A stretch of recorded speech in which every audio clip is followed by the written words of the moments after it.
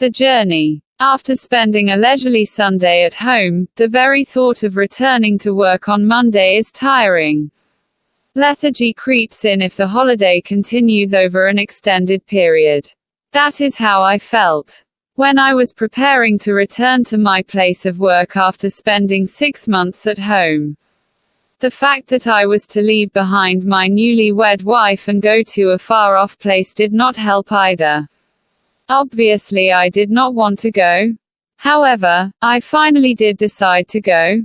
I did not have much to carry by way of luggage, just a trunk. Ours is a hilly terrain, without any motorable roads, and there is no certainty that we are ever going to have any roads. In any case, while coming home we do not carry bedding. Besides, I had come home this time round for a special purpose, to get married. My parents had arranged my marriage according to the customs of our tribal society. Time flew, and 5 months into my marriage I realized it. Initially I thought of extending my leave, even taking unpaid leave.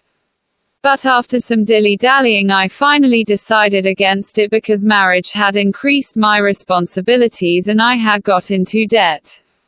On my way home from the bus stop my trunk had been carried by a porter. The problem now was we couldn't find anyone who could help me carry the trunk to the bus stop. At another time of the year we would have easily found someone to help me, but now most of the villagers were busy in the fields. Nobody had time to spare for me. In fact, carrying the trunk should not have been such a worry for me except that my education had made me shun physical labor. After all, I was a government officer and the idea of people seeing me carry my own luggage was not at all amusing. Otherwise, for a young man like me it should not have been an issue to carry a 20-kilo chest on my back. Finally, my father came up with a solution. "Don't worry. I myself will see you off at Dairon." I protested. How could I allow my old father to carry my trunk? What would people think? What would they say? But I failed to dissuade him.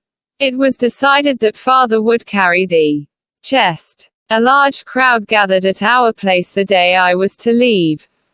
People had come to wish me luck. It was 10:20 when I left for Dairon. My father had already left. As I had to do a bit of catching up, I walked fast. 3 kilometers down the road I caught up with my father. Father said, "You are late. Would you like to rest for some time?" Having walked fast I was tired. Moreover, I had to cross 2 hills on the way up to the spot.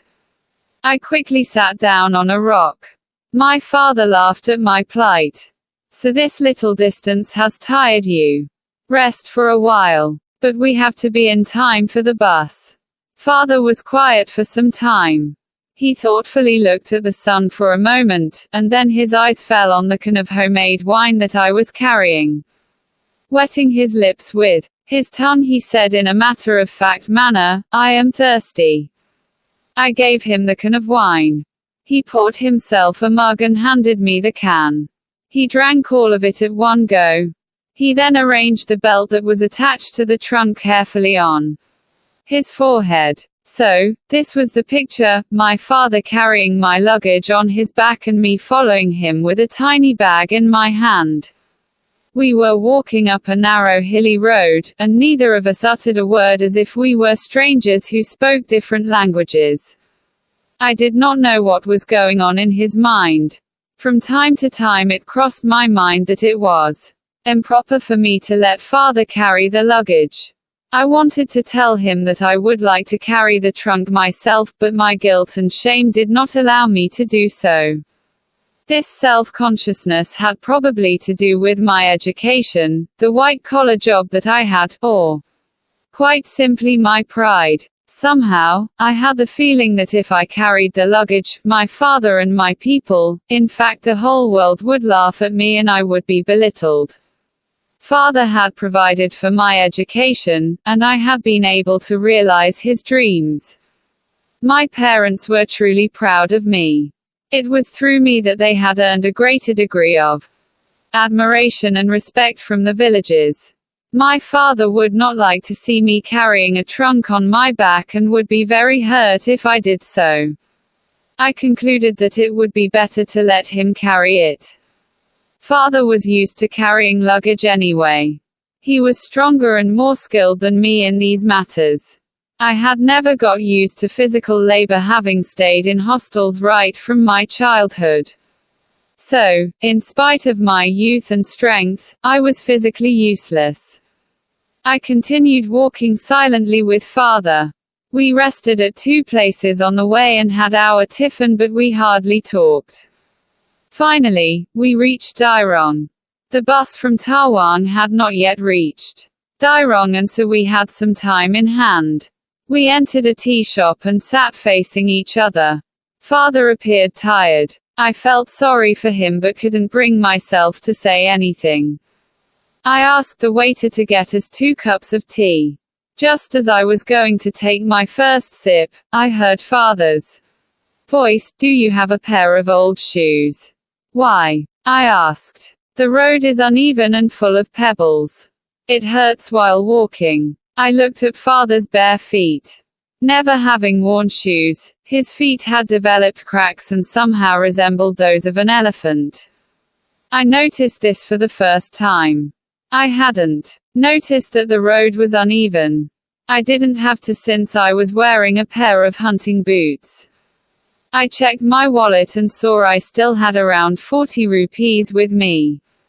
A pair of canvas shoes would cost around 12 rupees, and the remaining amount would be enough for me to get to Bomdila. My father protested. "Give me an old pair. You don't have to spend money on new shoes." I couldn't convince him to buy a new pair. Reluctantly, I gave him the hunting boots I was wearing. I then took out my pair of leather shoes from the trunk, and noticed my father's face lighting up with contentment. Suddenly he looked at me and said, "Take care. Write to us." Father wanted to say something, but the bus started moving. I saw my father gradually receding into the distance. I saw that the road we had come by looked like a giant motionless rope. Father would use the same road to go back home. Simultaneously our journeys started, in 2 opposite directions, with me seated in the luxurious seat of a bus and Father walking back with weary legs on the pebble-strewn road.